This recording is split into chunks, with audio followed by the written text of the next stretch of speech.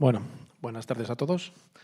Primero de todo, gracias por venir presencialmente, porque tenemos ahora mismo más personas viendo la emisión por YouTube que personas aquí presenciales.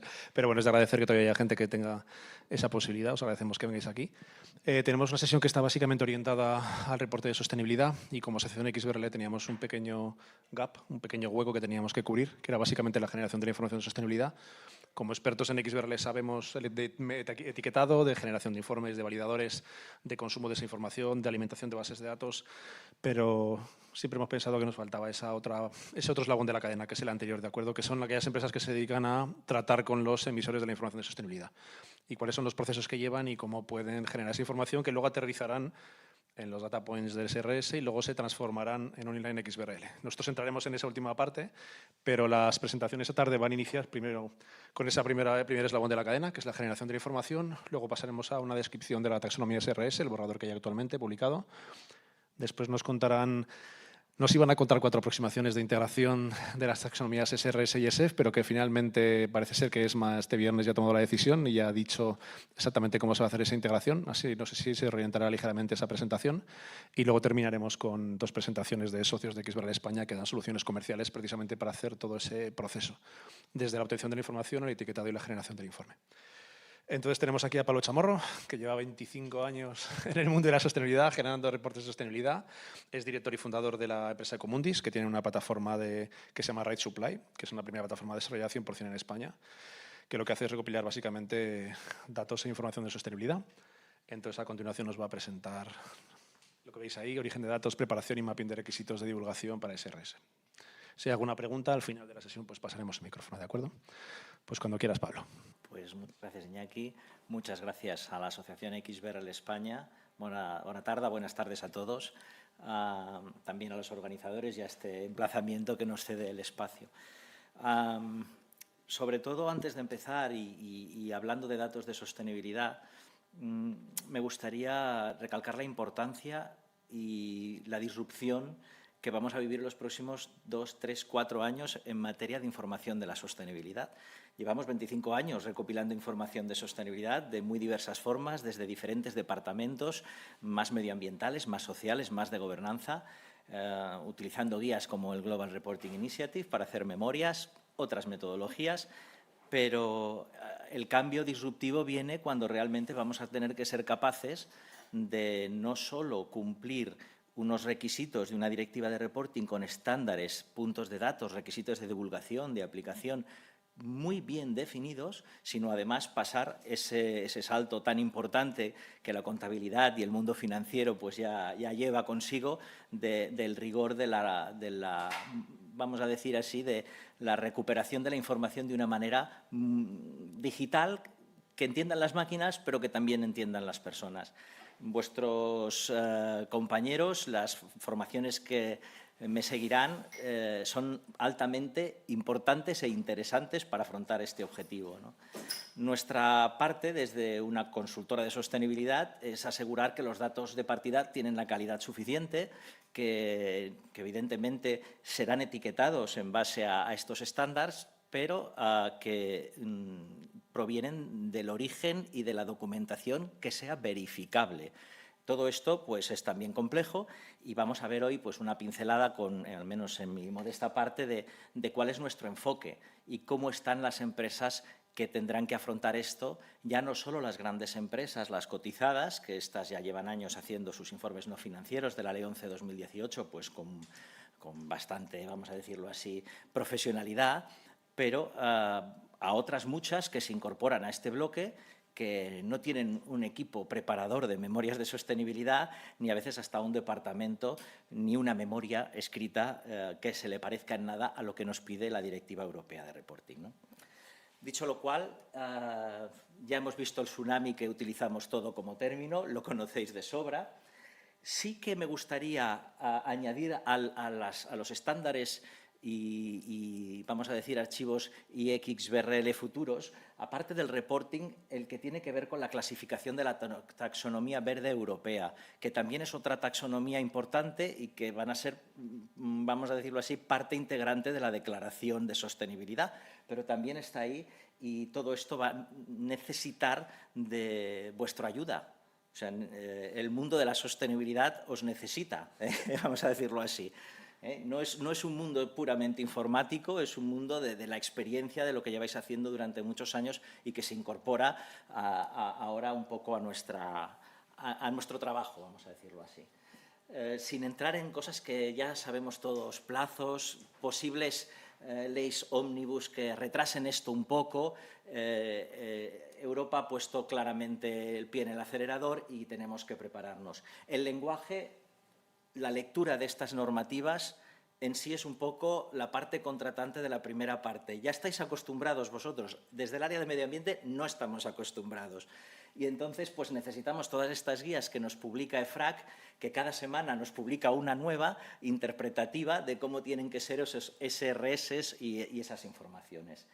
Sabemos cuáles son, tenemos unos estándares muy bien definidos, hasta 1000 y pico puntos de datos, con la granularidad que después conllevará en función de las sociedades, de los países y demás clasificaciones que puedan surgir. Y quizás, aparte de los códigos que vemos a la derecha de medio ambiente, de temas sociales y de gobernanza, también poner el punto y el énfasis en el tema de la doble materialidad, porque esto es el paso previo. Sí que hay unos requisitos que sabemos que vamos a tener que declarar y que estarán en IXBRL bien estructurados y bien documentados, pero hay otros que a lo mejor no tendrán que declararse porque nuestro análisis de doble materialidad nos dicen que no son materiales y, por tanto, no serán necesarios reportar. Con esto no quiero quitarle el susto al que tiene que declarar 1000 puntos, pero a lo mejor tiene que declarar 700, no 1000, o 500, ¿no? Pero muchos menos no lo creo. Aparte de esta doble materialidad, ¿en qué están trabajando las empresas actualmente? Aquellas que tienen que empezar a declarar en su ejercicio 2025 fiscal para el primer trimestre del 2026. En este análisis de doble materialidad, que está etiquetado, y XBRL también tiene toda la definición y todo el etiquetado preparado para ello, tiene que analizar sus impactos, sus riesgos, sus oportunidades, los efectos financieros en el corto, medio y largo plazo. También está todo esto, vamos a decirle, tabulado para entendernos, a los que a lo mejor no están tan introducidos en este mundo. Y todos los puntos de datos, algunos agnósticos, otros sectoriales y otros específicos que también pueden venir para algunas empresas. Requisitos de divulgación y aplicación. Más datos de gobernanza, más datos de relación con las partes interesadas. No me voy a dedicar mucho a ello, pero bueno, siempre con políticas, acciones, indicadores y objetivos. Esto también es un punto importante. Ya no estamos hablando solo de reportar situaciones, fotografías y datos actuales o del ejercicio que corresponda, del perímetro de divulgación, sino que estamos hablando ya de que tenemos que pensar en objetivos a largo plazo y declararlos, y lo vamos a poner en un papel que va a estar verificado por un verificador de sostenibilidad y va a estar registrado, y ese dato incluido pues, en el registro IXBRL que corresponda o en la línea que corresponda, ¿no? Y esto es muy importante porque esto implica que las empresas tienen que empezar a trabajar ya no por el problema que pueda suponer ese etiquetado XBRL o el adaptarse a él, sino que tienen que generar la información en los contenidos y puntos de datos que esto nos exige. Y XBRL se extiende a estos estándares, a la doble materialidad y a la taxonomía verde a la que hacía referencia. En taxonomía, abro un breve paréntesis, ojalá la herramienta que tiene la propia Comisión Europea, que denomina Compacts Navigator, que sirve para generar las tablas de los KPIs de Revenue, CAPEX y OPEX, pudiera generar automáticamente los archivos IXBRL. Quizás en este paréntesis de la taxonomía verde podría ser una recomendación hacerle a la Comisión para que pudiera trabajar en esto, con ayuda pues, de organismos como el vuestro, ¿no? Pero otra cosa son los estándares que sí que requieren del control más directo de las empresas. En el año 2019, Ecomundis, nuestra organización, ya tenía una plataforma no para elaborar memorias de sostenibilidad, sino para gestionar los datos, las métricas que pudieran apoyar una verificación o una validación y ser útiles para empresas sobre todo de un perfil mediano grande. Vamos a poner la franja entre 250 y 500 trabajadores que no tienen un ERP, que no tienen vamos a decir, hay una desconexión entre departamentos para generar esta información, no hay un responsable que prepare esta información, ¿no? Y debutamos un poco con una herramienta que era capaz de generar declaraciones ambientales del Reglamento Europeo EMAS de manera verificada. Esto tuvo éxito relativo, pero lo estamos utilizando. Hoy en día está validado por varios organismos certificadores como TÜV, AENOR, Bureau Veritas, AP Plus y alguno más que me dejaré, Lloyds, pero no se quedaba ni mucho menos al 10% de lo que eran los datos ambientales que nos exigen los estándares europeos, ¿no? Dicho lo cual, empezamos a trabajar también con una guía de interoperabilidad para ver los datos medioambientales qué relación tenían con estos estándares, ¿no? Y nos hemos dado cuenta pues, que estábamos gestionando en las empresas, incluso las más avanzadas que tenían el reglamento europeo EMAS verificado, estaban utilizando y verificando un 40% de la información ambiental de la que se encuentra en los puntos de datos de los estándares europeos de sostenibilidad. Y esto en la visión más, vamos a decirlo así, optimista, ¿no? Porque los requisitos de verificación del estándar de excelencia EMAS suponían pues 32 de 144, ¿no? Bien, vamos a ver cuál es el planteamiento que estamos trabajando con las empresas que deben adaptarse a esta normativa. Pues primero tenemos que explicarles que no se trata solo de recopilar datos, sino que van a tener que crear datos que no tenían, que no estaban calculados, ya sea pues, un plan de transición climática, un análisis de resiliencia, un análisis de riesgos físicos y de transición para el cambio climático que no habían oído nunca hablar de ello. Y si me voy, por ejemplo, al punto 4 de esta transparencia, iba a decir, de esta slide, se notan los años, pues estaríamos hablando de que para hacer un análisis de taxonomía, de elegibilidad, de alineación y extraer los KPIs con el departamento financiero, no se puede hacer el último trimestre del año 2025. Tienen que empezar, si no han empezado ya, que deberían, como mínimo el 1 de enero, porque tienen que saber cómo conjugar esta información financiera con la medioambiental, ¿no? Para la taxonomía verde. Bien, la doble materialidad, que va a ser el punto crítico para saber qué estándares y qué puntos de datos vamos a tener que informar, pues también es algo que tienen que tener ya preparado en este primer trimestre. Y luego está también el gran paréntesis del análisis de la cadena de valor que se encuentra entre los data points de los estándares y, por tanto, tendrá que ser etiquetado y XBRL igualmente, pero que sí que nos dejan en disposición transitoria pues, 3 años de adaptación para evaluar y analizar la cadena de valor. Bien, en este sentido, el loguito que veis de Right Supply es que son soluciones que ya incorpora la plataforma, es decir, el análisis de la cadena de valor se puede hacer hoy en día con nuestra plataforma, que ya está como observatorio de sostenibilidad pues para instituciones o para empresas como sistema para evaluar proveedores, por ejemplo. Bien, como decíamos, el análisis de doble materialidad crucial para saber los data points que vamos a limitar, los data points que vamos a tener que declarar, la NACE 2, que son los estándares transversales, no nos los quita nadie, y en el tema de la doble materialidad, pues ser capaces de que nuestras plataformas ayuden a las empresas a incorporar el análisis de estos criterios discretizados que nos exige EFRAG en sus últimas guías de cómo se tiene que hacer un análisis de doble materialidad. Al final tenemos puntos de datos a declarar, pero también tenemos efectos financieros a corto, medio y largo plazo, tenemos impactos positivos y negativos asociados a la sociedad informante, asociados a la cadena de valor, riesgos, oportunidades, todo esto, como digo, puntos de datos que serán etiquetados. En nuestro caso, la plataforma pues, tiene una herramienta por mapas de calor, estructura la información, utiliza el sistema de evaluación de guía EFRAG, genera una matriz de materialidad, que ahora no es lo importante, la matriz de materialidad. Antiguamente era muy bonito, pero lo importante ahora es el análisis de esos criterios que hemos visto y que en ello tienen que estar ya las empresas que tengan que declarar en 2025, en 2026. Aquí he puesto una tabla con una estructura muy genérica de dónde extraemos la información los que preparamos un informe de sostenibilidad, ¿no? Evidentemente, la doble materialidad pues, es un punto de partida, porque hay un anexo que en estos estándares nos tipifica en casi 100 asuntos, vamos a decirlo así, el punto de partida de análisis, ¿no?, de materialidad. Recientemente, FRAC también ha hecho una especie de cross-cutting con los puntos de datos asociados a esos asuntos que también irán a IXBRL.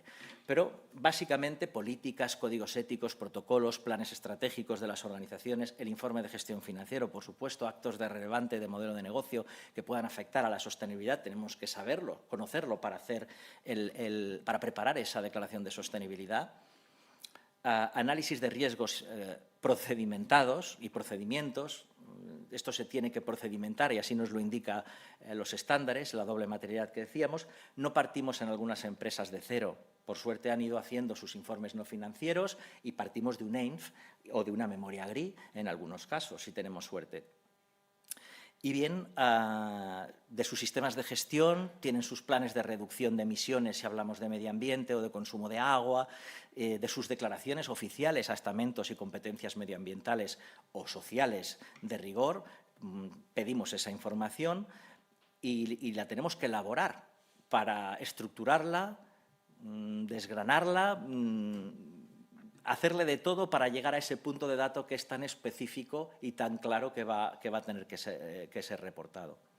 A mí me gusta hablar de las normas ISO, en este caso la 14001 o el EMAS para medio ambiente, o de la 45001 para temas de seguridad y salud, porque ya hay indicadores auditados y validados. No partimos de cero en muchos casos cuando las empresas disponen de estos sistemas de gestión. Pero, por ejemplo, si vamos al GHG Protocol o al cálculo de huellas de carbono, tenemos cosas de un nivel, o vamos a decir cosas, ¿no?, estudios y datos de una calidad muy baja en muchos casos. Ya no digo el alcance 3 de huella de carbono, que lo hablamos mucho, pero realmente el GHG Protocol tiene 15 categorías y se tienen que analizar bien, como mínimo la primera vez, porque aquí hay unos grados de incertidumbre muy elevados. Registros de informes variados, auditorías retributivas, plan de igualdad, planes de formación. Podríamos seguir, ¿no? Y si la empresa, tenemos la suerte que tiene un ERP que en su momento trabajó estos aspectos, pues vamos, fantástico, pero no es siempre lo que nos encontramos.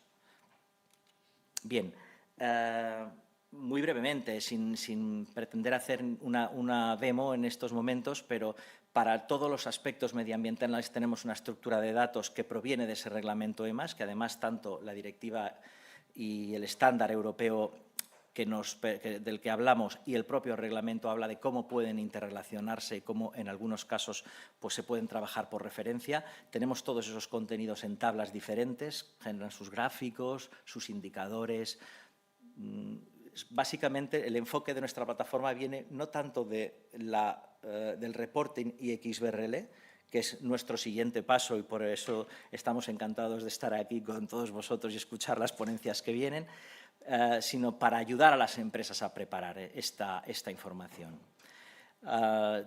Sistema multiusuario, multisite, gestor documental, sistema que permite después en la auditoría consolidar los datos del perímetro de divulgación pues, para que puedan ser auditados. Y en el tema de análisis de doble materialidad, pues bueno, su herramienta, como decía, para poder llevar a cabo ese análisis de materialidad de manera que cuando nos lo verifiquen, pues esté correcta. El siguiente paso, decía, el siguiente paso es el mapping de nuestros sistemas al sistema IXBRL y estoy, yo creo, pues bastante, iba a decir, ilusionado, aunque sea un tema frío, vamos a decirlo así, ¿no?, porque le vemos desde los que llevamos muchos años en medio ambiente, sobre todo, o en sostenibilidad, vemos la dificultad, pero el rigor de, por fin, publicar datos verificados de una estructura igual para todos. Esto es algo que requiere pararse un momento y no verlo, yo creo, como el nuevo trabajo que nos exige la regulación de medio ambiente, que sabéis que es muy prolija, pero como un reto necesario para hacer bien las cosas, ¿no? Después el marketing ya nos dará las memorias de sostenibilidad, lo comentábamos antes, pues bonitas, pues para nuestros accionistas, para los medios de comunicación, poniendo también el énfasis en el que ya hay hoy en día una directiva de greenwashing y, nos vamos a decir social washing todavía no, pero greenwashing bastante clara precisamente para evitar todo esto. Hay expertos aquí en el tema que podrán afrontar preguntas sobre este mapping, pero deciros que ya seguramente sabréis que FRAC publicó en la última revisión de agosto, no sé si hay una más reciente que vais a hablar ahora, no lo tengo claro, pero que ya preparó documentación para que todo esto fluyera lo mejor posible, ¿no? Con todo lo que serían los sets de los tipos de datos que tienen que etiquetarse, y para, en el caso de la taxonomía verde europea, es decir, la clasificación el grado de sostenibilidad de las empresas en función de sus actividades, vamos a decirlo así de una manera muy resumida, pues también publicó los correspondientes datasets y explicaciones para poder avanzar en este tema, ¿no? Como decía, el Taxonomy Navigator podría evolucionar ahí y demás. La plataforma nuestra lleva también trabajo con la cadena de valor, no me voy a dedicar a ello, pero toca otros temas como la economía circular, tiene un stakeholder survey para poder hacer encuestas a proveedores, clientes y trabajadores en análisis, temas de bienestar laboral y otros temas que, bueno, en principio ahora no haría falta comentar. Mi participación ha sido quizás un poco breve. No sé si tenéis alguna pregunta, encantado de responderla si está en mi mano y bueno, pues cualquiera que esté interesado en conocernos un poco más, pues aquí os dejo un poco las referencias, ¿no? ¿Alguna pregunta desde la sala? Yo tengo una pregunta que igual has adelantado un poquito, Diana, durante la presentación, pero ¿cuál es el grado de preparación que tienen ahora mismo respecto a esta nueva necesidad de reporte? Que sí han estado hasta ahora presentando declaraciones, diferentes políticas o sea, decir, sí, declaraciones y modelos, ISOs, pero de cara a SRS, ¿cuál es el nivel de preparación que existe actualmente en el mercado? Bien, yo creo que aquí hay que diferenciar dos tipos de empresas. Aquellas grandes empresas que ya venían reportando sus informes no financieros de acuerdo con la Ley 11/2018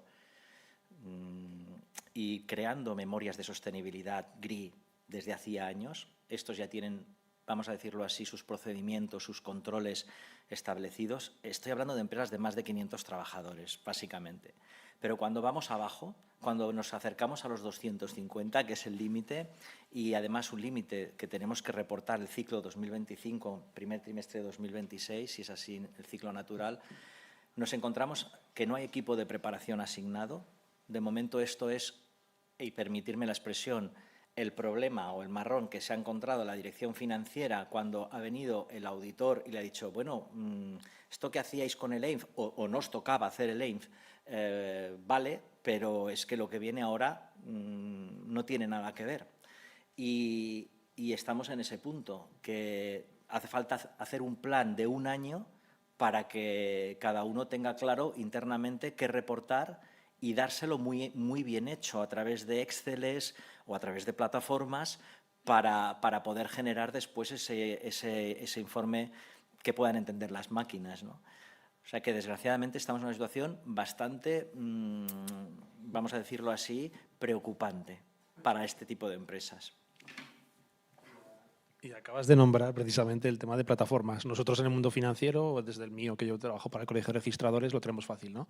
Tenemos ERPs que tienen softwares de contabilidad, que se integró una API en su momento por iniciativa del Ministerio de Industria a través de redes, se hizo una API, esa API ahora mismo la mantiene Xbrel España. Podríamos decir que la parte tecnológica fue cubierta en principio por las administraciones públicas y ahora lo cubre una asociación, que somos nosotros, pero en el caso de sostenibilidad, en principio, que yo sepa, los ERPs tradicionales no tienen parte de sostenibilidad. ¿Cómo ves las plataformas o los equivalentes a los ERPs que hay en contabilidad?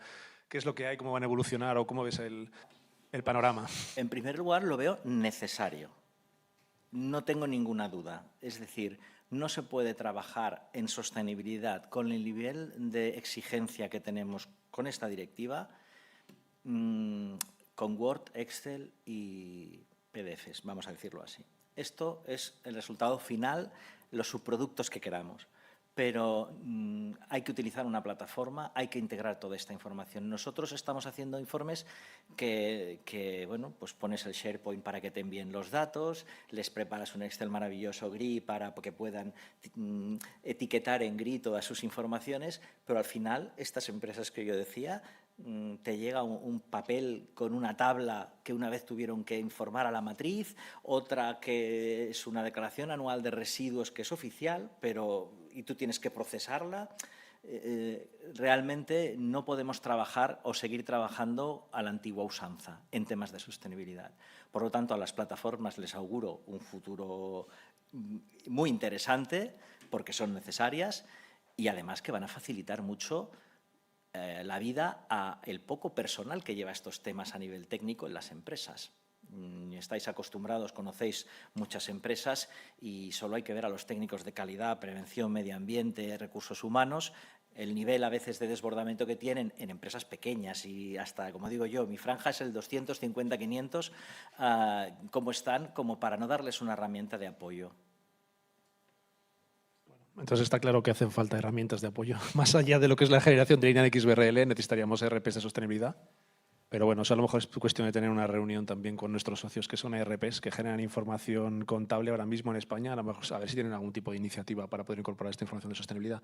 Porque desde la asociación, desde luego, sí que vamos a trabajar con alguna prueba piloto o algún trabajo para integrar lo que es SRS con PGC 2007 para las pequeñas empresas y, por supuesto, alguna prueba piloto de integración ya de SEF con SRS. Así que, bueno, ¿no hay ninguna otra pregunta? Sí.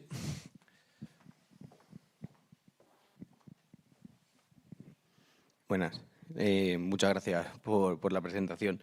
Yo tengo una duda sobre todo en cuanto a la medición del impacto de la huella de carbono, que habías dicho que sobre todo era uno de los índices que más baja calidad se recibía. ¿Esta baja calidad que se debe sobre todo a las unidades en las que se expresa al volumen que se recibe, o es más por una falta de definición de los criterios que se involucran dentro de la medición del impacto?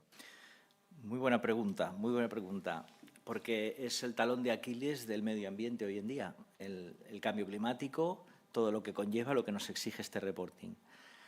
A ver, en primer lugar tenemos unas normas muy bien definidas que vamos a ir un poco a lo más importante, el GHG Protocol, que probablemente conozcáis, y la norma ISO 14064. Nos pide, y está tipificado y etiquetado en XBRL, las 15 categorías del GHG Protocol asociadas al alcance 3, a las emisiones indirectas de las organizaciones. Por experiencia, en nuestra área que lleva este tema, nuestra consultora, utilizamos softwares especiales conectados a bases de datos actualizadas del último momento, como hace todo el consultor, no es algo que hagamos nosotros de manera especial. Pero con esto quiero decir que cuando uno introduce los datos de la huella de carbono de sus proveedores, que suele ser el 70-80% del peso específico de las emisiones de alcance 3 para la mayoría de las empresas, pues si uno tiene 1000 proveedores, 400 proveedores, y les pide datos directos de sus huellas de carbono de producto, igual con un poco de suerte, un 0,5%, un 1% te responde. Pero no te responde porque no quiera, es porque no lo tiene calculado. Esto en industria química es muy complejo, en industria cosmética es muy complejo. Tendríamos que hablar de presupuestos importantísimos dedicados al cálculo de esta información, con el problema que has comentado. Si a efectos, por ejemplo, de materialidad de ejecución de una auditoría, algo no es material si baja de un 5% el error o un 1%, pero nosotros estamos hablando de un 30%, de un 15% de error, pero no porque queramos, es porque no existen datos. Y entonces las estimaciones, aun utilizando las últimas bases de datos y las normas a las que he hecho referencia, no nos van a dar mejores informaciones. Es un proceso. Por otro lado, el caso que nos ocupa, que es apretar a las empresas para que nos den estos datos a través de una directiva como esta, y el iXBRL o el etiquetado de estos datos en concreto, no nos van a llevar a más remedio que calcular estas informaciones, con lo cual, a medio plazo, gracias a todo esto, tendremos información de mucha mayor calidad. Pero, desgraciadamente, los verificadores de la sostenibilidad, cuando lleguen a este punto, tendrán un trabajo importante de saber si quieren generar o pueden generar una salvedad en un informe por la falta de un dato tan importante si es material para la empresa. O sea que sí, tenemos un problema de incertidumbre y de imprecisión en este dato, desde luego.